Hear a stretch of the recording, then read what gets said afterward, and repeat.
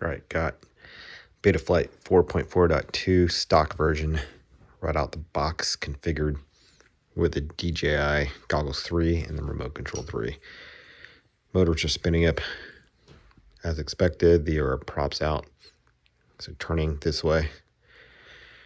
I'm going to do a test hover on 6S 1300 milliamp. I'm going to put the props on.